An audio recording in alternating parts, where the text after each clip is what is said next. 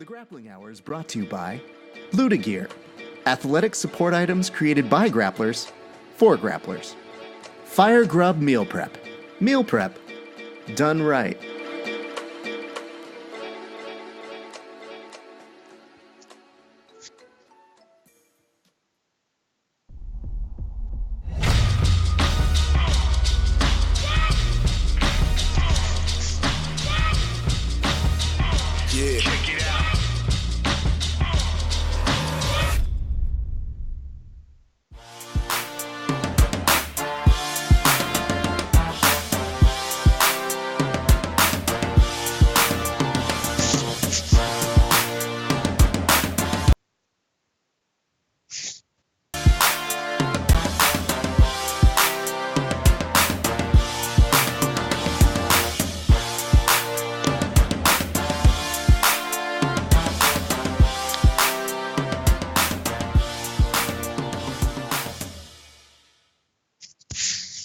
What is up, ladies and gentlemen? It is a glorious day here on Wednesday. It's Best Coast time, 2:42.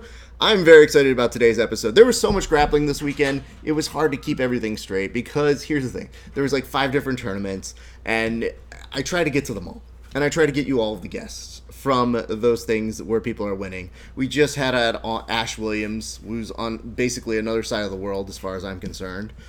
We were also able to do live coverage over from Combat Jiu-Jitsu, but that doesn't mean we don't pay attention to our good friends over at the Finishers Sub-Only Tournament, which, by the way, held its first. No, I know that they've definitely done tournaments for females before, but this whole card was females, and that's spectacular. And I'm so excited to tell you guys that today we have the winner of the tournament portion, your 115-pound Show the Art Finishers Sub-Only Tournament champion, Katerina Leontyeva. Katya, how are you doing? Hi, how are you? I'm doing great. Excellent. Okay, so how badly did I butcher your name? Because I know you're being super nice to me. I just want to make sure that I'm at least trying to say it right, because I know I'm used to people mispronouncing my name all the time. It's like Katya Leontyeva. Katya Leontyeva. Yeah. Okay. Perfect. See, I got that. I'm going to redub the whole intro, and I'm just going to put that over it in the beginning. Katya, first of all, pleasure to meet you. You are nothing but smiles, and you are super nice and pleasant to me, but you're vicious on the mats. And I just wonder, where does the switch come on? Like, at what point are you like this when you're competing? Because a lot of the Danaher guys, they tend to be very chill and relaxed when they're, competing. What is your competition style like when you're waiting to go compete? Actually, I never smile. I don't know what's going on right now. Maybe I'm still happy. But yeah, everyone who knows me, like, I'm Russian. I'm like, don't have a heart, don't smile. And as you can see, till the last match when I won, only then I start to smile and show my emotions. Till then, I don't have like anything. Like, you can see just poker face. Like, my happy face, my sad face, nervous face is like the same face.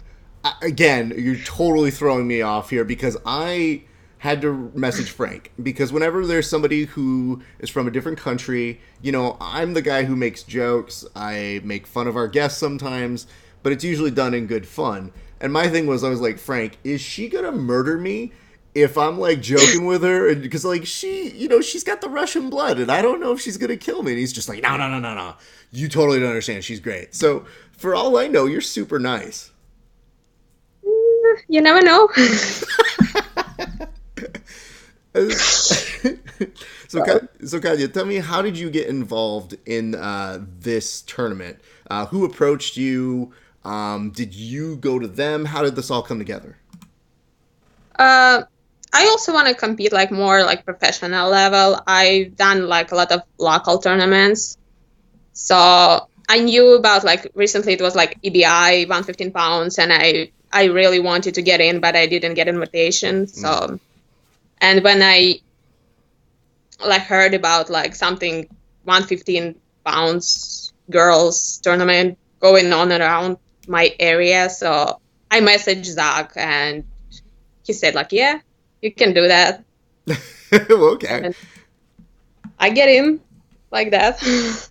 It was easy, but So I really appreciate it. you've been looking to make that jump because you know, a lot of competitors can relate to that. Sometimes not getting the call, not being asked to be on those shows where you're like, hey, I think I could actually be at that level. And clearly you showed you were. When you did get the call, what is preparation like for you? Does it change at all? Because it is, you know, when you're looking at a tournament, that's 4 matches at least if you're looking to win. So, what does that competition prep look like for you?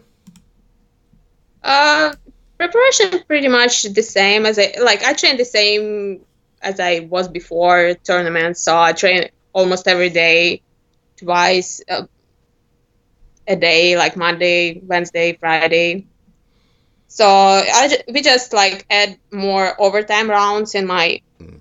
training every day. So I work on like armbar escapes, back escapes more than usual. So Awesome. Okay, so let's talk about this. Okay, for people who may not be familiar with you, you train over at Henzo Gracie. yeah, I train Hansa Gracie in New York City. Okay, Don't her. so it's weird because it's like I think that's got to be the deceptive part. I think that's got to be the part where people would already assume you're getting calls. You know what I mean? Like everybody in that blue basement, they know how good the training is. So it would be strange to me that people wouldn't have you on a map somewhere. But when they did allow you to go that, did you know a lot of the other female competitors? Had you competed against them before?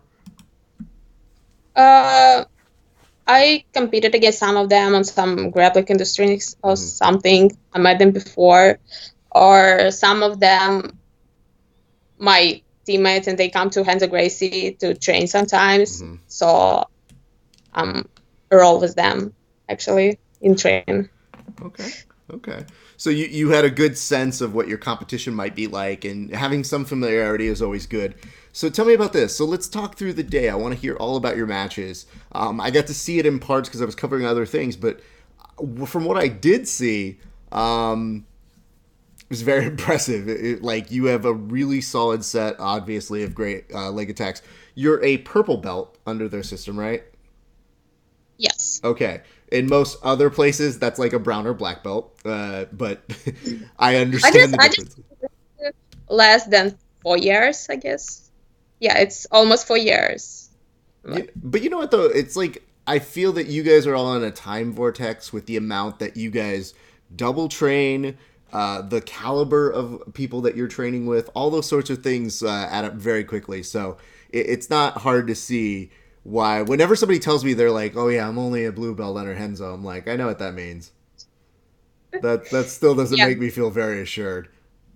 I really appreciate my training partner who like kill me every day, So let's talk like about literally. this. Okay, so let's talk about your very first match. How did your first match go over at that tournament this weekend? My first match. Let me see. Oh, yeah, I remember. Actually, before first match, I'm nervous like the most. Than before like last three, and I just did whatever I wanted to do. Like I just sit and start attack legs. So I interest like it was like a shigurami interest. I think it was like pretty quick submission, like minute and something, Mm-hmm. and with outside heel hook Okay, okay. as I So wanted. is that? I mean, is that where you're normally playing? Is that an area you go to? Because I think whenever somebody says the Danaher Death Squad or anybody at Henzo Gracie, they know that you guys are going to have pretty solid leg attacks. Is that a favorite area of yours to attack, or do you have other places you prefer to go? Because you did give us a few options. I mean, your next match, it looked like you got a Kimura. So, I actually my plan was like attack most like lower body submissions, but if I see Kimura, I would take it.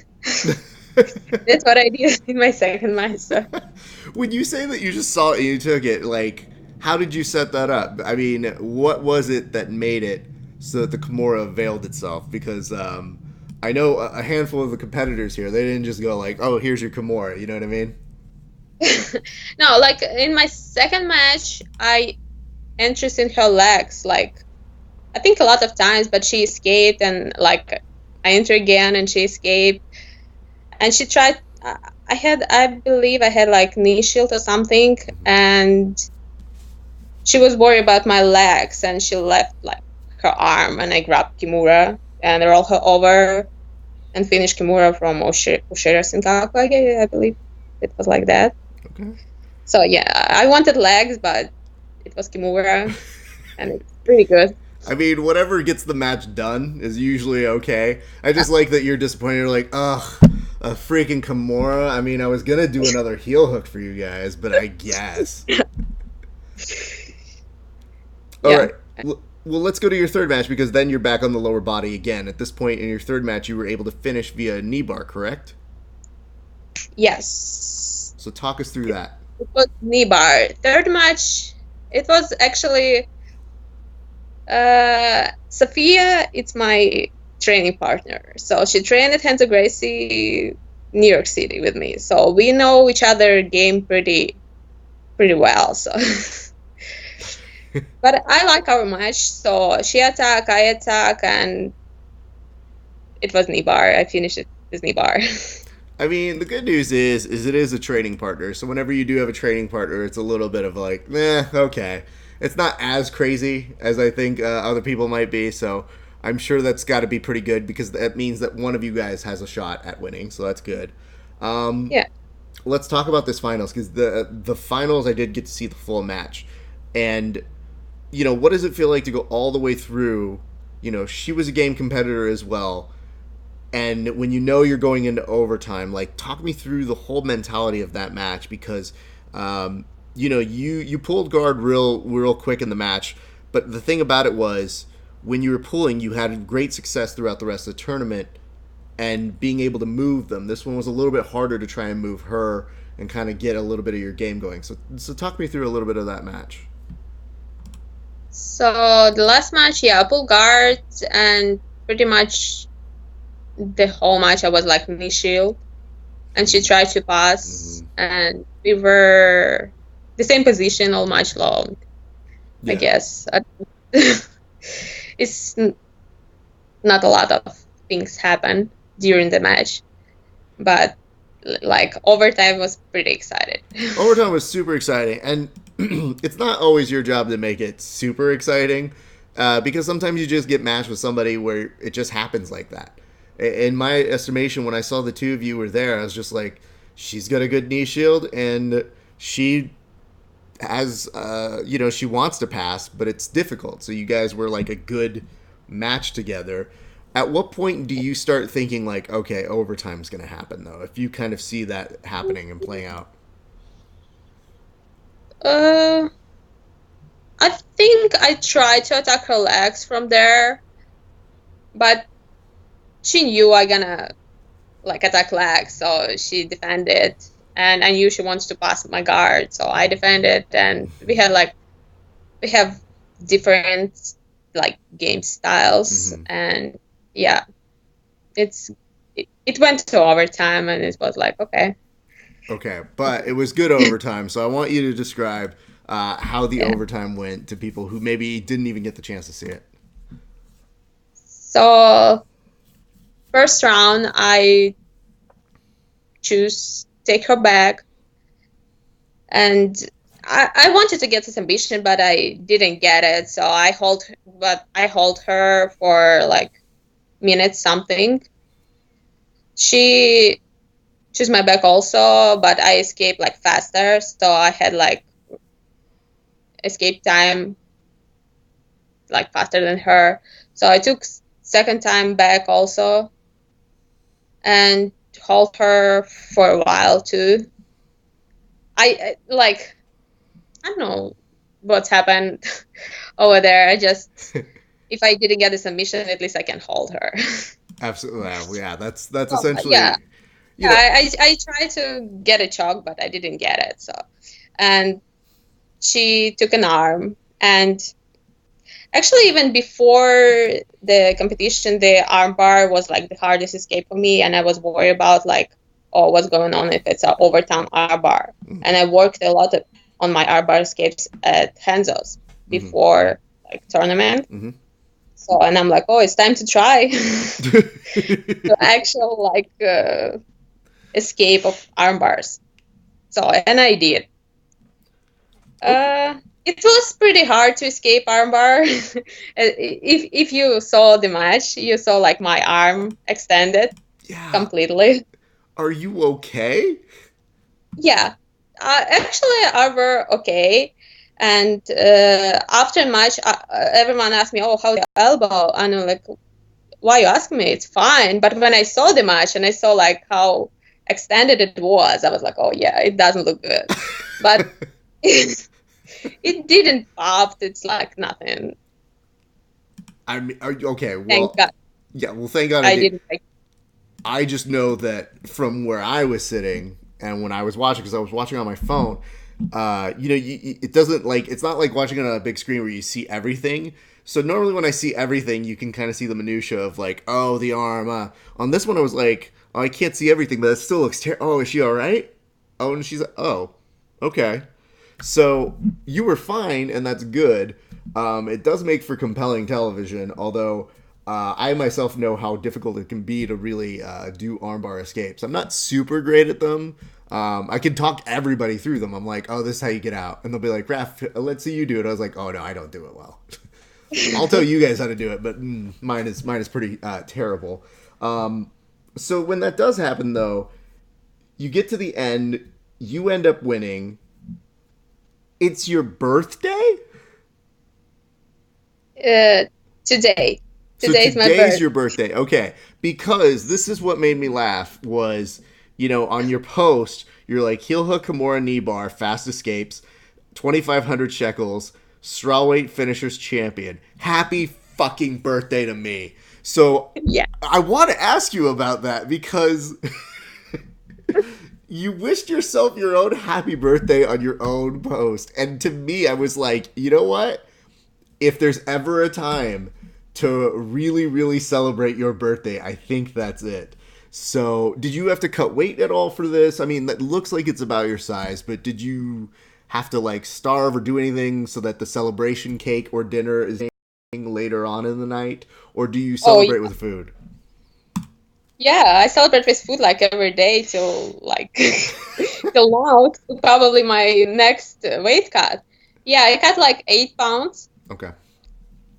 And before this competition, I had like pretty bad experience with cutting weight. I just starved myself like last few days. So in competition, I feel like pretty bad. But this time I was like smarter. I asked Gary about like his weight cut, and he told me like, oh, just stop. Is asking Gary really smarter? Because I know he ends up making weight, but I also know he eats like an idiot. Like, Gary is not a nutritionist by any means, because even when he was fighting over at 1FC, I definitely saw him eating one piece of steak for his protein consistently at barbecues overseas, and I was just like, I don't know that Gary does this right. I think this child needs to have someone help him desperately. I think it's pretty good diet. I eat steak like a lot on my cutting weight. Like almost every day I eat steaks, and I was like, oh, it's nice diet. I enjoy it. I do like this though. I think I was doing it right. Oh, not you. You're fine. Gary's an idiot. I just want to say, when you said you're like, well, I went to go ask noted dietitian Gary Tonin, I'm like, oh no, we have to put you in touch with better people. With that being said, though, so what is it that you do end up celebrating with? What kind of foods do you go to once the weight cut's all done and you've done the 8 pounds? What do you do to celebrate? We went to some place around and ate like Philly cheesesteaks with a lot of ice cream. I ate a lot of ice cream. Actually, after I didn't feel like I'm hungry and I want to eat, but I knew I didn't feel it, but I knew I need to eat everything. And so I did. I did a lot of like I ate a lot of ice cream and steaks, so it was like great. I have the similar but different kind of version. The other day I just trained for about 2 hours straight. And I just like marathon session, and it wasn't until I got home at about 4 o'clock that I was like, "Have I eaten all day?" And so sometimes there's just the pure adrenaline of like, "Oh no, I better eat now before something bad happens." Like, okay, so I'm pretty sure that's the initial response of you saying like, "Oh, I'm not hungry. Oh no, I should eat. Yeah, I cut 8 pounds. Uh-oh. That might not be good if I don't continue to eat." So that's good. You do celebrate like that. So Katya, I want to ask a few things. Okay, so were you born in Russia? Is that where you originated from? Uh, no, I was I was born in USSR. Okay, okay. So, and I lived all my life in Kazakhstan. That's why I sound sort of like Borat, probably. Okay. Yeah, and like nationality, my nationality like Russian and Ukrainian, Okay. mix of blood. So it's like everything together. You got a little bit of everything. All right, a little pinch of here and there. Let me ask this: what brings you to the United States, and when do you come here? Oh, I just came here to see, and I went to. When I came here, I didn't speak English at all. So I went to study English in like school. So when I came here, I like it here a lot, and it's like totally different from my country. I was like, oh, I want to stay. Can I And ask? I Can I ask what made this place appealing? Because of all places, you're going to New York, which has its charms, but it's also got a lot of things that are intense about it. So, what was the appeal? Because was it like jujitsu? Was it the opportunity of just being at a school here in America and learning that? Like, to a lot of us, we're just here and we're born here and we don't know any different. So it is cool to understand what it is, the appeal is to other people who come in and say like, "Oh yeah, this is okay." actually New York, it was like accident. So I had like 5 cities to go, and I'm like, oh, I go to this city. That was New York. So, and I stay here. Before, like, I discovered jiu-jitsu after like a year living here. So before, I didn't know what is jiu-jitsu is, and something like that. Now, maybe I want to go to live somewhere else, like LA or something, but I can live without my blue basement. So I'm staying in New York.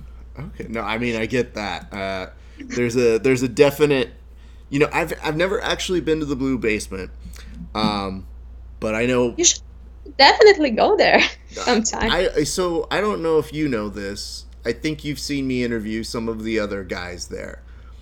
There's like a wanted poster with my face on it there. Like I know those idiots when they get the opportunity to come and attack me, and there's no more holding a microphone guy, they will annihilate me. So I'm aware that that there's a premium of getting to train with me. No, actually, I've told Danaher, I've told the guys, I've said, if I ever get out to New York, I just never leave.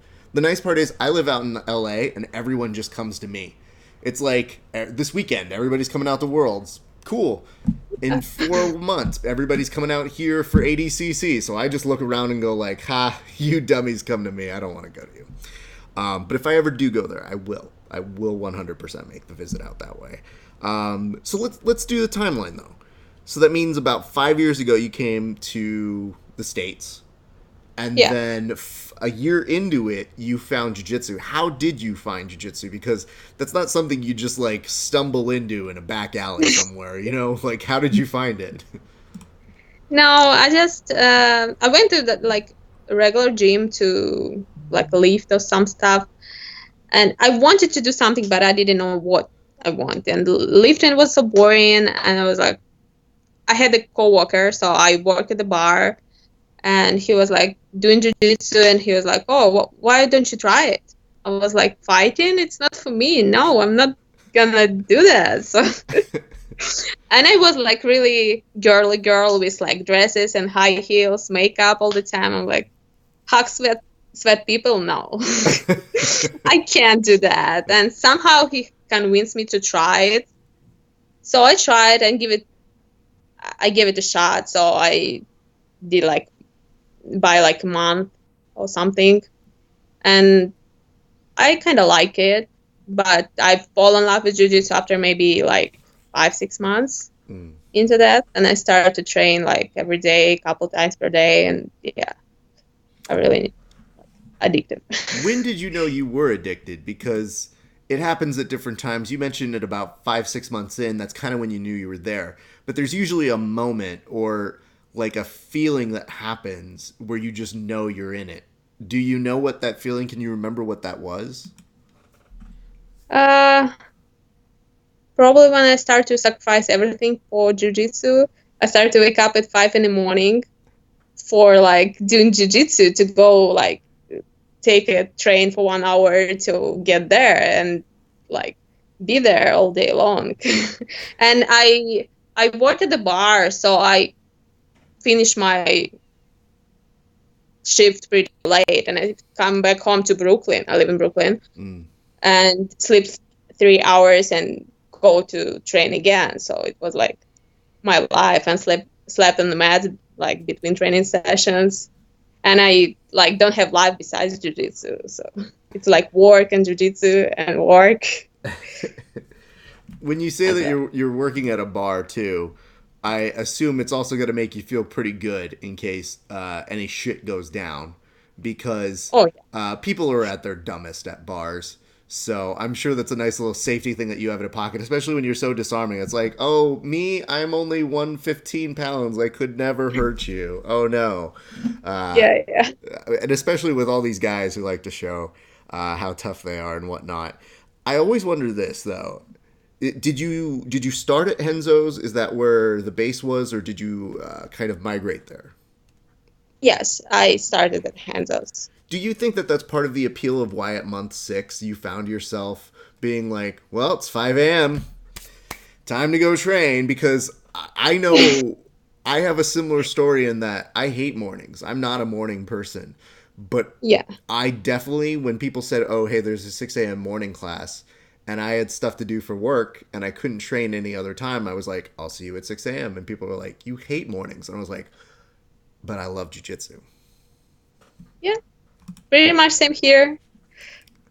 I love sleep. Like I love sleep and jiu-jitsu. But for jiu-jitsu, I'm gonna sacrifice like sleep and eating. So And at what point, do you start competing? Because it seems like it's something that kind of is, I don't think it's expected as much as it is just part of being the tribe, because everybody there has like their major competitions. And if we're talking 4 or 5 years ago, that's when there's an even bigger boom for Gary and Gordon and a lot of the guys that I know you're training with over there. So was competition like expected? Was that just something you said like, I don't know, let me see how this is? Or were you always kind of like have a competitive gene in you? I started to compete whenever I was like white belt. So it was different for me to like roll in the gym and compete it, and I like the feeling whenever you're like actually competed. So that's it. Like since white belt, Okay. I competed, but I wanted to be like to do more professional kind of level jiu-jitsu and competition. So And that's always the hardest part, especially when you're starting off new. You're like, "Hey, everybody, can I get in on this tournament?" And they're like, "No." yeah, it's so hard even to find like opponent for some super fights and girls my size. Mm-hmm. It's pretty hard to find. Absolutely. I mean, absolutely. It's very, very difficult because, especially when you get certain people, they just don't want to cut weight, or some people are always, you get some of those people that say, "I'm about that life. I'll compete against anybody, anytime, any place." And as somebody who's helped put together some tournaments, you'll be like, "Hey, I've got a time, place, and an opponent. Oh, not them at that time or at that place. No, I'm not." Yep. So you definitely get a lot of that. If that is happening though, and you're starting to compete very early, I wonder when you were ending up just going to the gym, was that like to stay in shape, or did you have like an athletic background? Did you do sports like when you were growing up? Uh, Not really. I've never done something like professional. You didn't have to be I, Listen, I I did ran like I a ran little bit of track as a guy in high school. No one would call it professional. even if like in my country in high school, like here it's like everyone busy with like different kind of sports, and it's kind of part of their lives. And in my country, like you can be in high school, but you can like don't do anything like with sports. Or I try to do like something. I try to play soccer, basketball. Mm, that's it. I run sprints or something like that, but it was like just a little bit. You were just kind of like, oh no, I don't want to do this. This is lame. Bye, everybody. Yep. Yeah, no, that totally makes sense.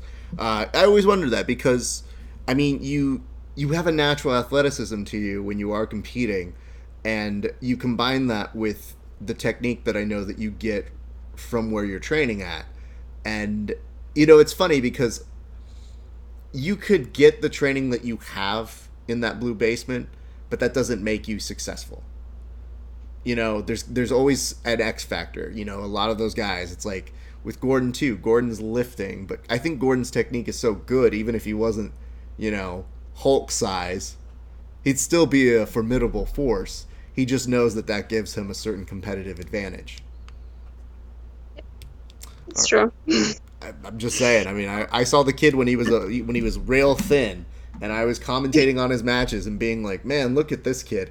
And now it's like he swallowed that guy, and he's just like now as being like, "Oh, there's Gordon." I'm like, "Dude, where? I remember you when you were a pesky kid. Jesus Christ."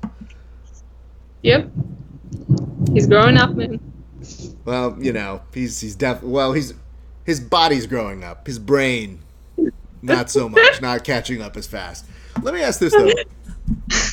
When you are doing this though, and you get all these shots now, in terms of you're starting to compete more on a larger level, what makes this fun to you? What about this is fun? Because as a true Russian, you're like, I don't smile, and I'm like, no, I mean that's the most Russian response you could have. But what thrills you about competition? Uh,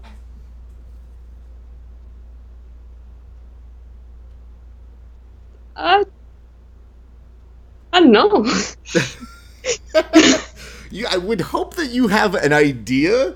Otherwise, it just makes it sound like you're a robot that just goes, "I just go compete because I'm supposed to," or I don't know. But like No, I just want to be like the best. a drive to be the best. That Want works. to be like yeah, Okay. one of the best like female competitors. So I love to compete. So I spend a lot of time and like everything to be there, and I enjoy that. So Okay, that's dope. Because here's the thing. What I'm thinking, though, and part of the reason I want to know that is because if I were a promoter and I heard somebody like you who has now more and more accomplishments, you always want to know, like, what is that driving force? Because I think that's what gets some promoters to want to put you on their cards. You know what I mean? Like, when they get to know your story and who you're about, sometimes they get wrapped up in that. I mean, that's the funniest part. I mean, you're seeing Nick right now having great success. Another big guy, ridiculously talented, right? And I love the fact that there's like people are like he's a blue belt, and I'm like, yeah, but the dude wrestled for like years, so that competition was ingrained with him.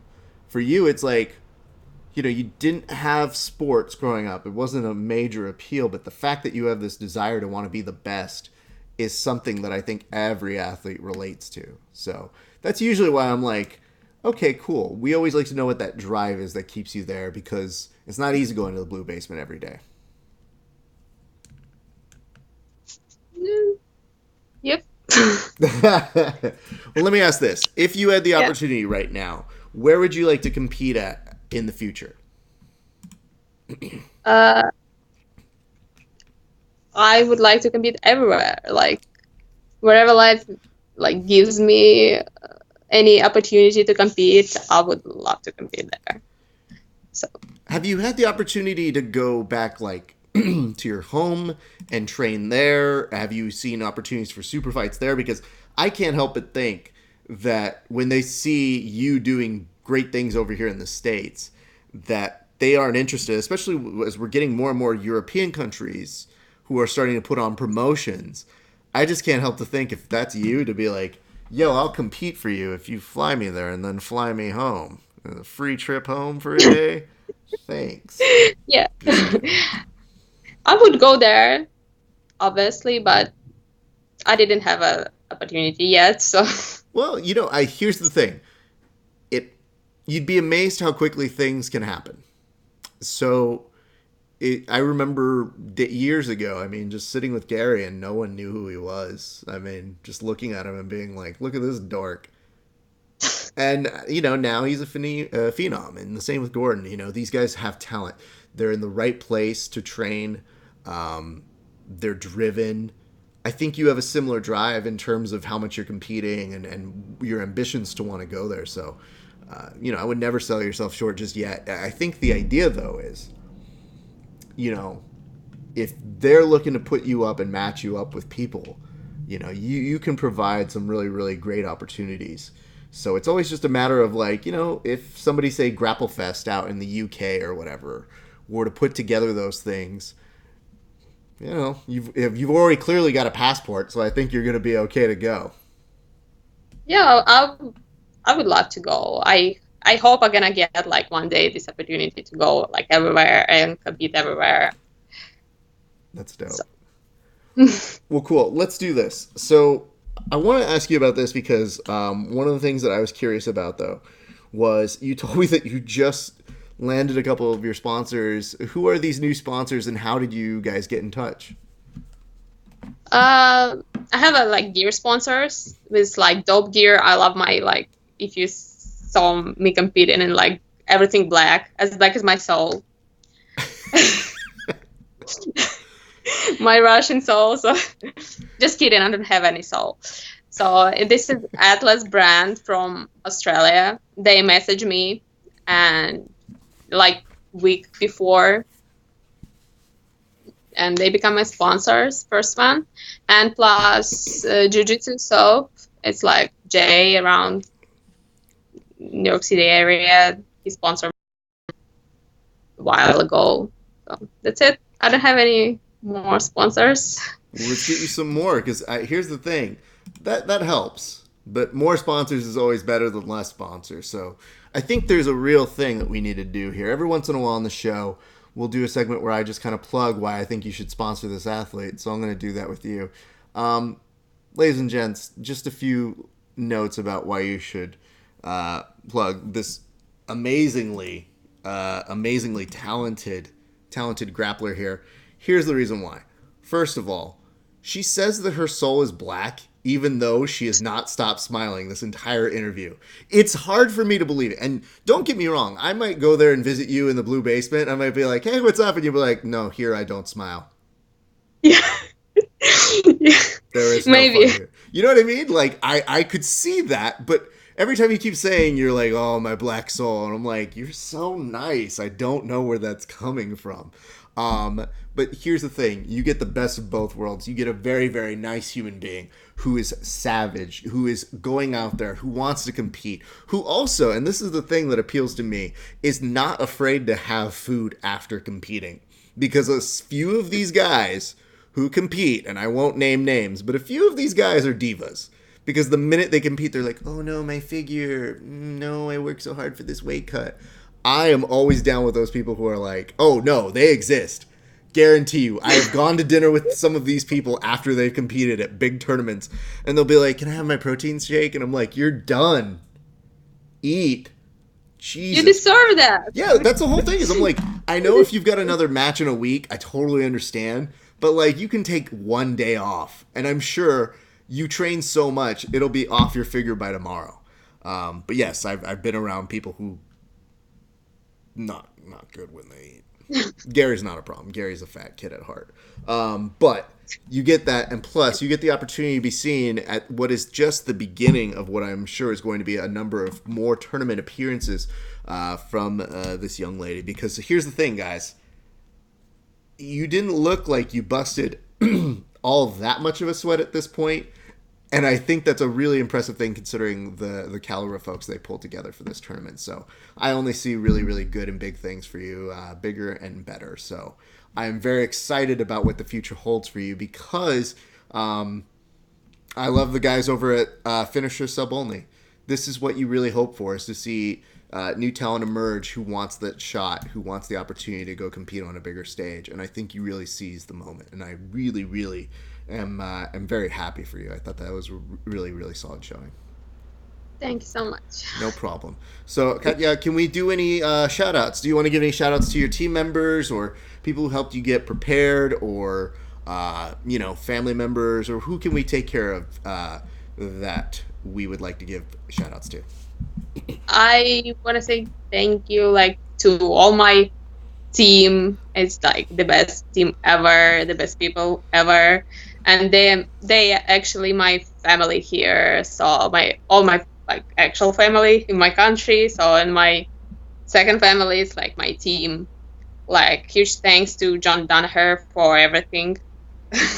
Basically everything what I know, everything what you saw in competition is his job. He created the monster. Monster. I can. The funny part is Danaher is no stranger to having people who I'm sure he gets very entranced with in terms of he sees a Craig Jones and he looks at him as a muse and he goes, I know what to do with you. And I'm sure that when he saw you, he's like, black soul, like mine. Good.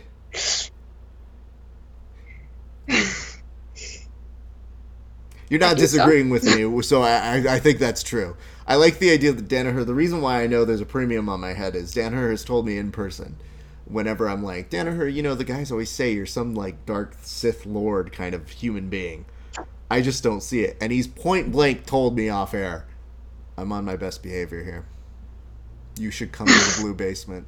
I don't think you would like me. And I was like, probably not. No, I think you're right. So that's how I know and I'm familiar with it. Well, Katya, let's do this. I want to definitely, the next time you have a major competition or you have something that you would love to promote, we would love to have you back on here because the first time is always getting to know the athlete, the stories behind the athlete. But I have a feeling we're going to be seeing you competing at more and more things. So we hope that we can do this again in the future at another time, man.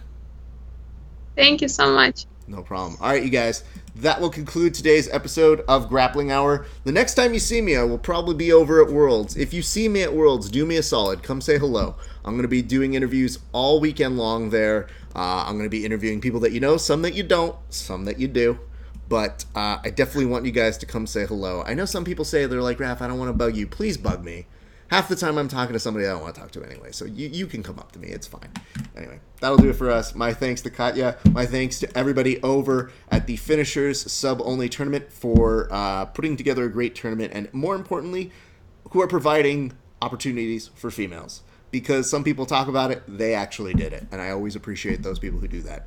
And that's it. It's been a great day for grappling. We'll see you guys on the mats. Thanks for joining us.